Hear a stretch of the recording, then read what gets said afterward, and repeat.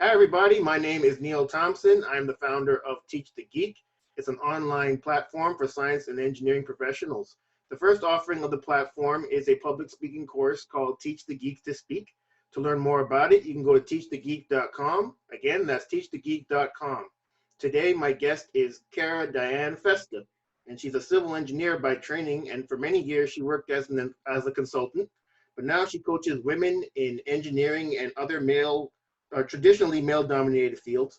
I'm really interested to talk to her, especially about what she means when she says that she helps women recalibrate their leadership approach and cultivate their unique leadership style. Sounds pretty interesting. Thanks for speaking with me today, Kara. Absolutely, Neil. I'm excited to talk with you. Wonderful. First question: where did your interest in civil engineering come from? Well, that happened, I guess, in the high school phase when I was invited to be part of a program at my high school that helped students who were good in math and science to go into summer programs and then into a science fair program from that, using the research that we did over the summer. And from that experience, I think I got directed into engineering. And then when I got to college, I actually experimented a bit with different majors and finally settled on civil engineering, in part because I went through the bookstore at the library and looked at a bunch of engineering books, and I found the ones in civil engineering looked like interesting topics. So that's how I ended up in civil engineering. Oh, okay. And just from doing a bit of research on you, I saw that you also got a master's in environmental engineering. What made you decide to get a master's? I did. So when I was in college, I actually worked at a lab at the University of Arizona, and the professor that I worked for, I just went through in his program. So I continued the research that I was doing for him and went through straight from my bachelor's into my master's in his program. They were all water, wastewater focused. So the name changed from civil engineering to environmental engineering. It was kind of basically the same program in a water, wastewater focus at the university. Oh, okay. So when you worked as an engineer, what type of work did you do? You may have guessed by now, I worked in water and wastewater planning and design. So my civil engineering specialty was water and wastewater. I worked mostly for municipalities, small water utilities, wastewater utilities, mostly I'm in Arizona, so mostly in southern Arizona. And as I shifted in my career into leadership, I actually worked less and less in engineering and more on the administrative side and the business side of our company. And what made you make that transition from engineering to more business and administration? You know, I was invited into the leadership team partway through my career at that organization, and it was a natural progression for me, I suppose, to move from, kind of the process-oriented engineering into the process-oriented business side of things. And so I just ended up taking on, over the course of my time in leadership, a number of the programs, if you will, on the back end side of the company, business development and communications, it's known as marketing, the safety programs, the facility programs, just kind of all of those things that go into running an organization that aren't the thing that you deliver to your clients. Yeah. Are there things that you learned during your time as an engineer that you used during your time working in business and administration? Oh, absolutely. Yeah, pretty much everything that I did when I was one of the owners at that organization has been relevant to being an entrepreneur and being in business for myself. And there's also been a ton of new stuff to learn. It's been quite a roller coaster, quite a learning curve that was surprising to me, actually. Oh, wow. So you were an owner of that actual business. So so as an owner, I guess before you were an owner, did you ever work for anybody, or did you come out of school and just start working for yourself? Yeah, I actually worked as a consultant for one organization and then moved into the company that I was at for about 20 years. I was there for about 10 years as an employee, as an engineer, project manager, before I became one of the owners at that organization. So I was brought into the leadership team. And then for the last 11 years of my time there, I was one of the business owners, and there was multiple partners who were owners in that organization. And so I was in the management team and, in that ownership position there. Oh, okay. So at some point you made this transition into coaching women and people in male dominated fields. So being an owner of this other firm that you were a part of, that's something you left to go into coaching full time? It is. Oh, okay. Yes. So my history there is about 5 years ago, I decided to go and take a coach training program. I was in a bit of an exploration phase in my career. What did I want to do with, myself, with my future, questioning maybe what I was all about and what I wanted to be doing. And that coach training program was really transformational for me. And it really pointed me in this whole other direction that I ended up taking. And I found that I just knew I wasn't going to move that organization, that coaching direction forward as I wanted to while I was still at my other company. That was just very all-encompassing, obviously, as a career path. And it was a really tough decision to make, to decide to move on. And it took me many years of pondering to get to the point where I decided, yep, I'm actually going to go ahead and leave that company that I'd been with for 20 plus years at that point and start my own company. So that was a decision I made last year, and the transition that I made last summer, actually. And so since then, I've been building this new organization. Oh, okay. So was there a certain, I guess, a certain event that made you decide that going forward, I'm going to be a coach? Or was it a series of events? I'm just curious as to what made you make that decision. It was a series of events. It was probably 5+ years of just exploration and consideration. And, being an engineer, a lot of us have a bias towards thinking about things and a bias towards really thinking, wanting to have the right answer. And so I spent a long time thinking about whether that's what I wanted to do. And there was just a whole lot of events that kind of added up to, the decision to move into this new career path. Oh, okay. So what type of services does your coaching, I guess, business provide? Well, I work primarily with other women in either in male-dominated career fields or who have moved on from those career fields. So I am focused on probably women who are mid-career and who are in that same place I was of wondering, is this what I want to do for the rest of my career, or might I want to do something different? Do I want to try a different organization, or is it really something about moving into an entirely new field? And then especially I enjoy helping them, if they're going to move into starting their own businesses, really getting that set up well and organized so that they can be successful when they make their shift into the new organization. And I also do some speaking, and which is a great transition into your topic, do some speaking and do some trainings and consulting around organizational side things, mindfulness, and bringing a different mindset into how we function in the workplace. So that's really important to me as well, in part because I had my challenges in the workplace and how organizations welcome their employees to be their whole selves, I guess. And so that was a big piece of what I wanted to bring to the world is, how organizations could actually be more welcoming for their diverse workforce and keep people in STEM, because I think that there's a leaky pipeline in STEM and people leave STEM, and there's a huge variety of reasons for that. But I think some of it is the workplaces that we have and the opportunities that people have in those workplaces. Oh, okay. When you were talking, I was just thinking about, the fact that you work with women in male-dominated fields, and specifically ones that leave those male-dominated fields.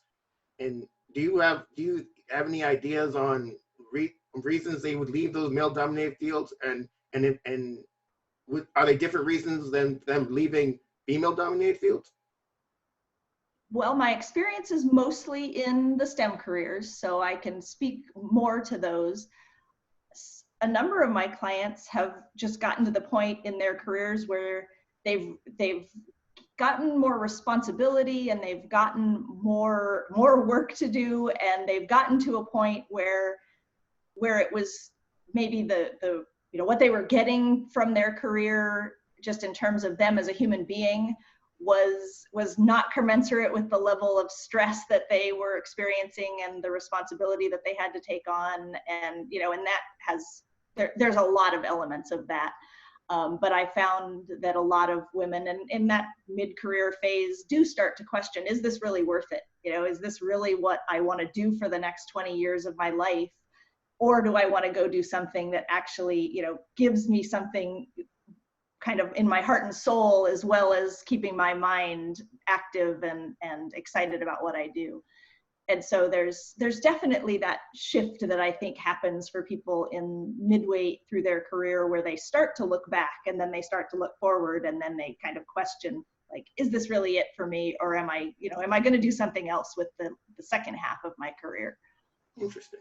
So for the women that eventually do, leave the, those STEM careers, mid-career, do you just, from the women you've worked with, do any of them regret ever getting into STEM in the first place?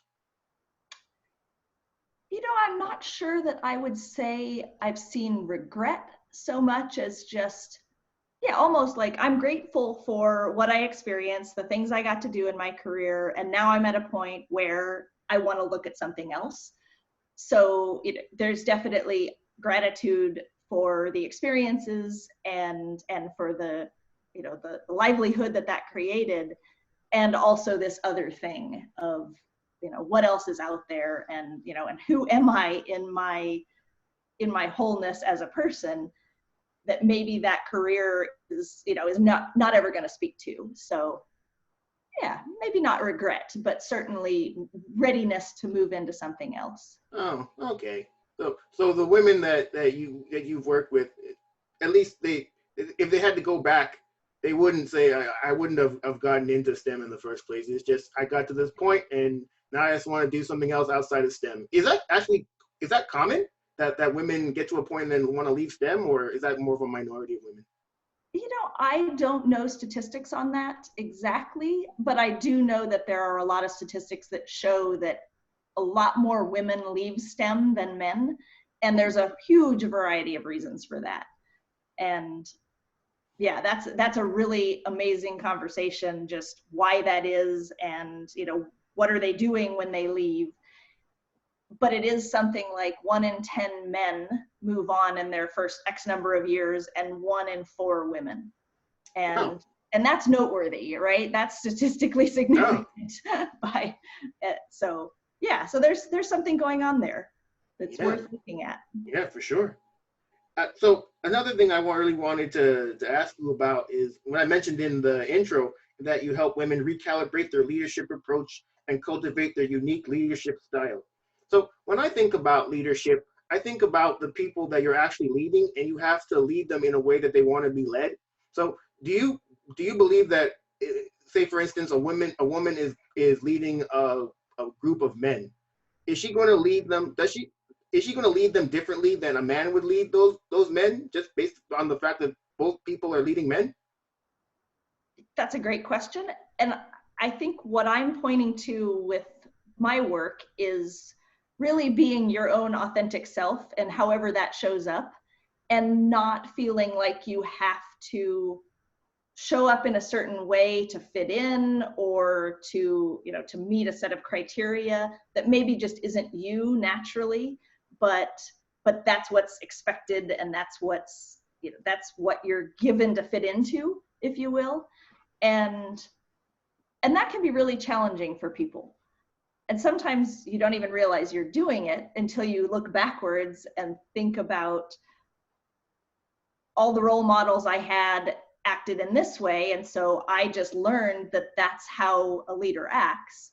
And then you when you start to question that, or you look at what really feels good for you and how you lead, maybe that's not the same thing at all. And so it's really that awareness of what feels good for me as a leader versus, how do other people lead, and finding your own way there. And that's really important, I think, for people to be happy in their careers and feel good about what they're doing and how they're showing up. Interesting. And it's a pretty complex topic, really. There's a lot going on there. Yeah, for sure. Because, I was at this conference recently, and one of the speakers was talking about, I guess, DISC. I forget what it's an acronym, and I forget what the acronym stands for. But essentially, it talks about the type of way you communicate with people. And so if you're a D, you communicate with them differently than you would the I or an S or a C. So that's what the acronym is. I really wish I could remember what it stood for. But I said that to essentially say that, say you're a female leader or you're a male leader, and if you're speaking with a D person, doesn't matter whether you're a male or a female speaking to that person. You just have to speak to that person because they're in a certain way because they're a D. But I guess thinking about what you said about bringing your authentic self to your workplace and to your leadership style, I guess, is that as important as just communicating with the people in the way that they want to be communicated to, regardless of what your authentic self is? That is an interesting question. I think they're very interrelated. In fact, I think when you're comfortable with who you are and how you show up, it makes it so much easier for you to relate to other people than if you're, say, trying to fit into some set of expectations that maybe is less natural for you. So I feel like, and especially I'm kind of thinking about my own experience, that the more I figured out who I was and how I really wanted to show up, the easier it was for me to see other people and what they needed. So as much as it seems like I was doing my own personal work, it really changed how I showed up as a leader and how I was able to connect with people, if that makes sense at all. So it really wasn't about turning outward, it was about turning inward first, and that changed how I showed up outwardly. Yeah, for sure. All right. Well, so we'll move on, I guess, to the public speaking part of the interview. So you mentioned that you do speaking engagements, for your business. Is public speaking something you've always been good at? And if not, what did you do to get better at it? Public speaking is actually something that I found very challenging when I first started in my career. And what I did to get better at it was I went ahead and did it anyway, even though I didn't feel like I was very good at it, and it made me very nervous. So in my engineering career, I just took opportunities to go to conferences, sign up to be a speaker at conferences, and share my expertise as an engineer.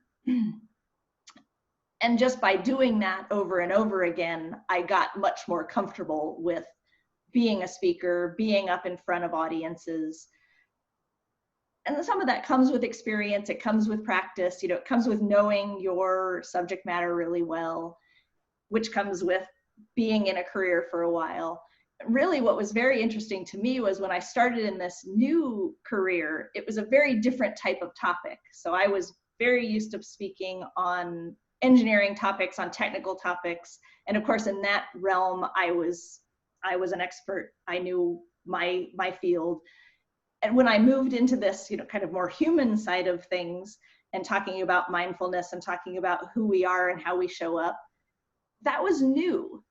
And so I actually kind of have gone through a similar starting out nervous and just having to practice and having to get out there and talk about it because it was a new field and it was something that maybe I didn't feel as grounded in because I hadn't been involved in that particular realm for as long. So it's been the same process over again of just taking opportunities, saying yes when a speaking opportunity comes up, and getting out there and being nervous and doing it anyway, and just building that muscle of practicing being out as a public speaker. For sure. Do you have a process when it comes to developing your presentations? And if so, what is it? I actually, for the most part, know what the topic is going to be. And then when I'm preparing for a talk, I tend to do actually a lot of kind of journaling and almost a meditative process to just let what that's going to be about flow out. And I take notes while I'm in that process, and then I use those notes to kind of create what the presentation is going to be all about. So it's a very different process than I probably would have done as an engineer in my engineering career, but it works for this new topic area that I'm speaking about for sure. But it's a very organic and just kind of letting things arise way of doing things for sure. Interesting. Do you ever get nervous before you give a presentation? And if so, how do you deal with your nerves? I do actually. And one of the tools that I use is actually just kind of a nervous system adjustment, which is sighing. It sounds kind of silly, and it actually literally sounds pretty silly when you do it, but it's just like taking a deep breath and then letting it out with a big noisy sigh.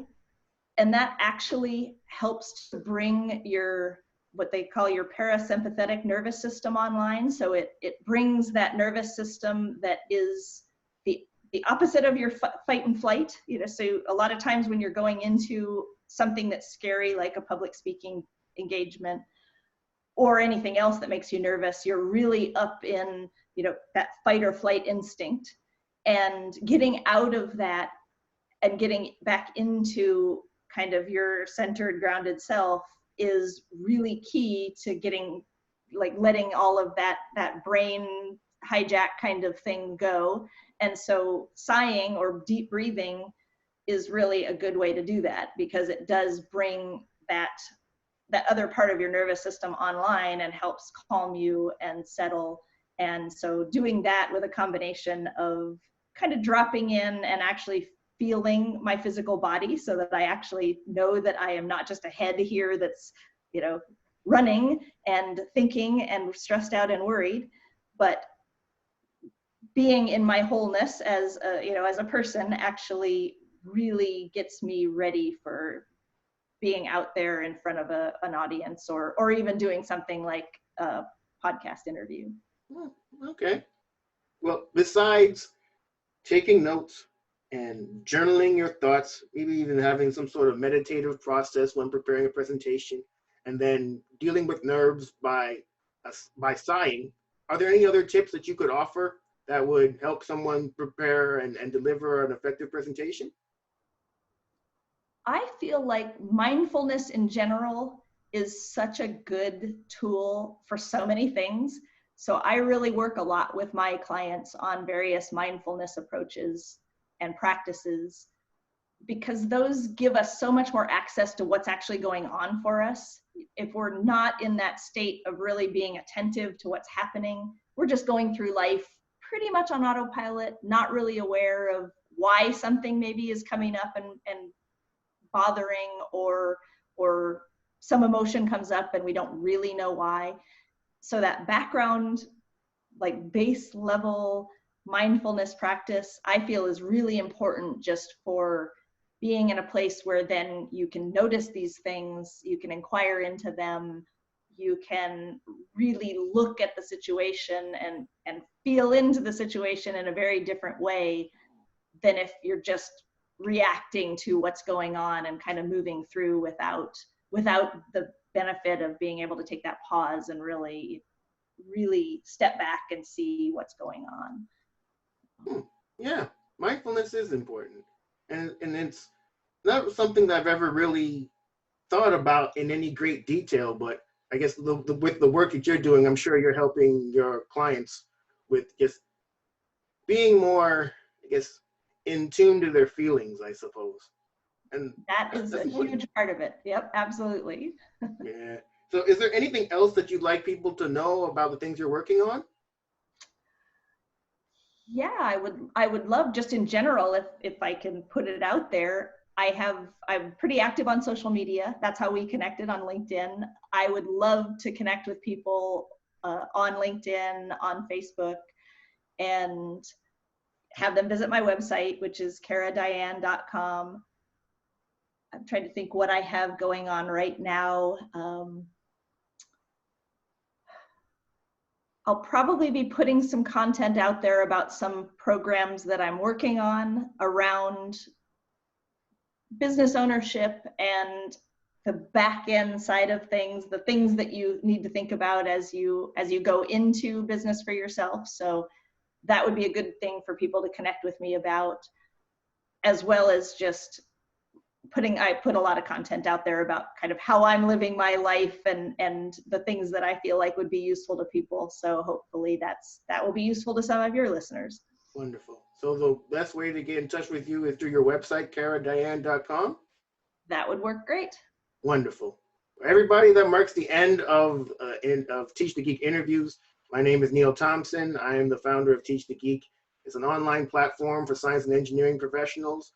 The first offering of the platform is a public speaking course called Teach the Geek to Speak. To learn more about it, you can go to teachthegeek.com. Again, that's teachthegeek.com. Until next time, take care. Thanks, Kara. Thank you, Neil.